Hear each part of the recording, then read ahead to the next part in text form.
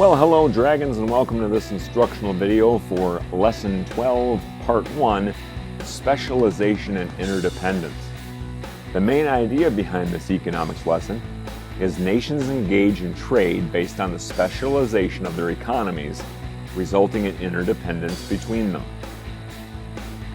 With that in mind, by the end of watching this video, you will be able to explain how specialization encourages trade, describe how absolute advantage influences economic choices, and describe how comparative advantage affects a nation's economy. Now that the outcomes for this lesson have been shared with you, let's get started.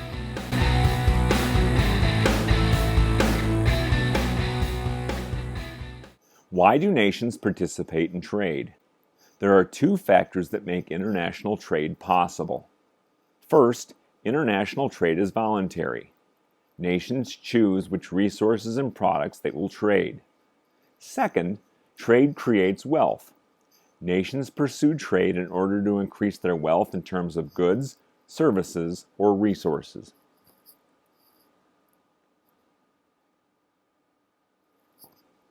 Specialization and economic interdependence serve as the basis for international trade. As noted in Lesson 1, specialization occurs when producers provide a limited number of goods or services. Such specialization may occur because of a nation's particular resources.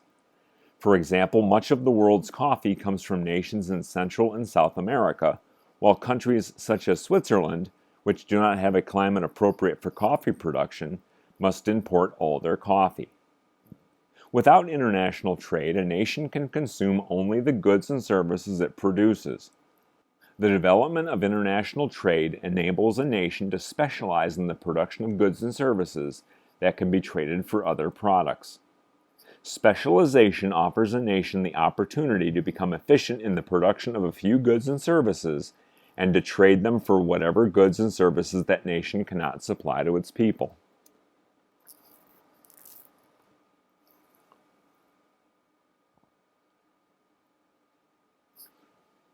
The factors of production, natural, human, capital, and entrepreneurial resources, are not distributed equally throughout the world.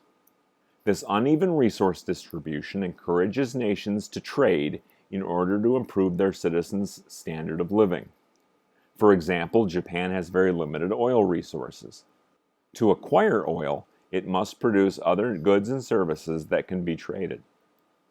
How a nation decides what to produce is determined by two related economic concepts originally described by the 19th century British political economist David Ricardo: absolute advantage and comparative advantage. A nation has an absolute advantage in producing a certain good when it can do so with greater efficiency than can its partner in trade. For example, if Costa Rica and Panama both produce coffee and bananas, and Costa Rica can produce each at a lower cost, then it would be correct to say that Costa Rica holds an absolute advantage over Panama in these items.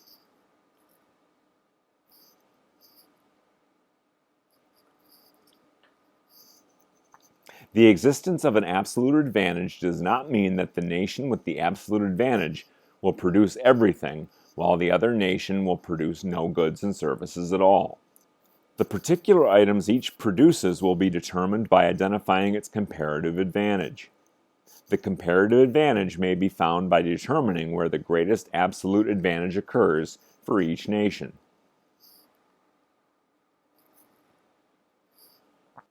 Comparative advantage influences specialization on a national level.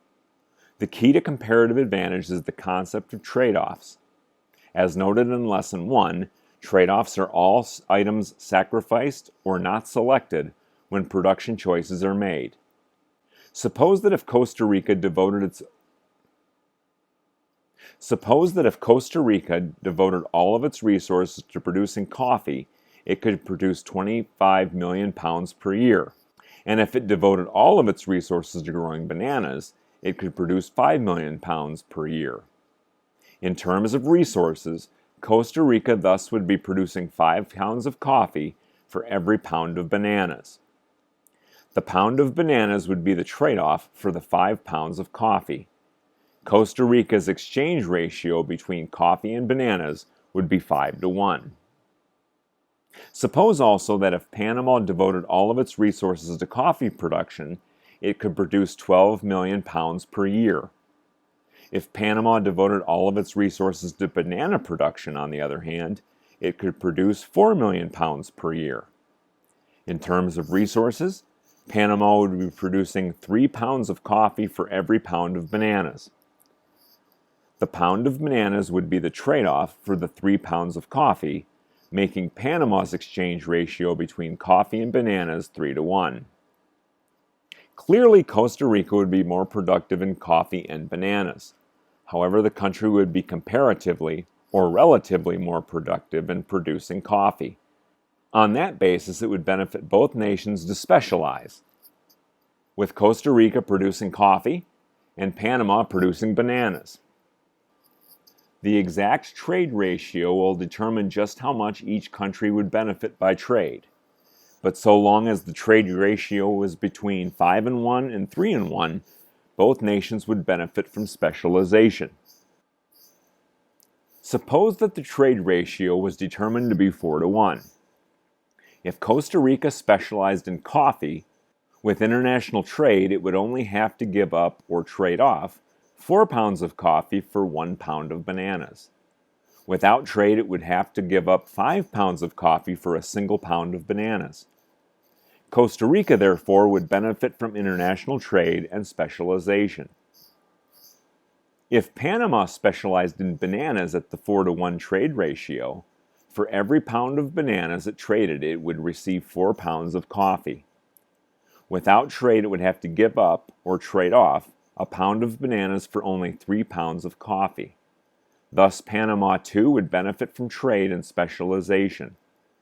The original pre-trade production ratios of 5-1 and 3-1 describe each nation's original production possibilities, while the new production ratio of 4-1 describes the situation once the concept of comparative advantage is applied.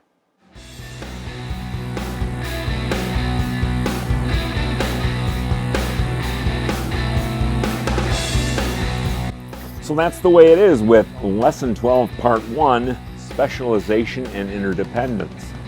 At this point, you should know that specialization offers a nation the opportunity to become efficient in the production of a few goods and services and to trade them for whatever goods and services that nation cannot supply to its people. Absolute advantage is the ability to produce a certain good or service more efficiently and cheaply than any other nation, region, or company. And comparative advantage is the ability to produce a certain good or service more cheaply than any other, relying on trade-offs.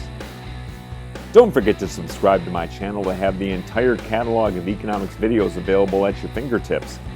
Click the subscribe button and then click the follow bell to receive notifications as to when the channel is updated. Thanks for watching, and I'll catch you in class, Dragons. See ya!